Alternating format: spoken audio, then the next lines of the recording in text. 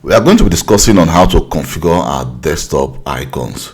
So if you actually newly installed a Windows 11 operating system, you can see that your desktop will actually be clean without any icon, but you only have one lonely icon there, which is just the recycle bin. You can see the recycle bin is just alone and lonely. But if you upgrade your device, for example, you upgrade from an older version of Windows 10, which already have some other desktop icon on some icons on your desktop, it's going to actually upgrade and you will still have those old icons on your desktop. So let's say you want to add some other icons to your desktop. Let me show you how to do that. So what you need to do, first of all, you need to go to your start menu and then go to settings, and from settings you need to go to personalization, and from personalization we need to go to themes. And here in themes you can see we have what we call desktop icon settings. So just click on it.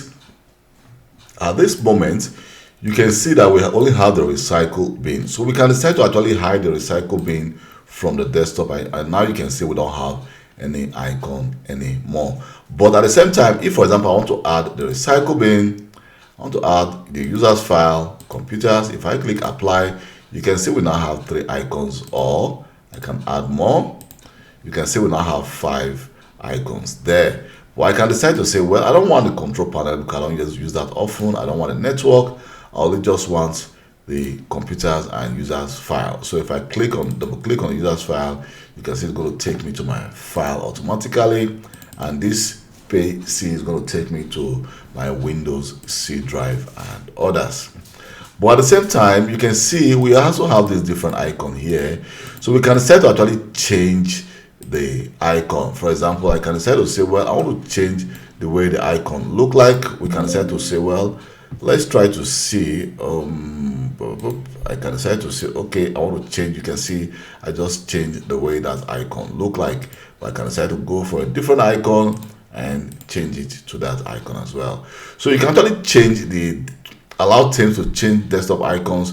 You can as well select that and click apply, but at the same time I'm just going to leave that for default, and we can also restore default. You can see it's going to restore the default icon the way it looks like, and you can now click apply.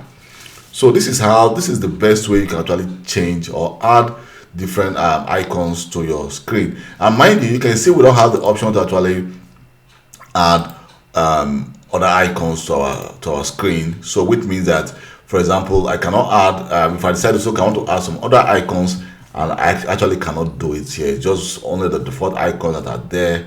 I can actually play with or manipulate the icons.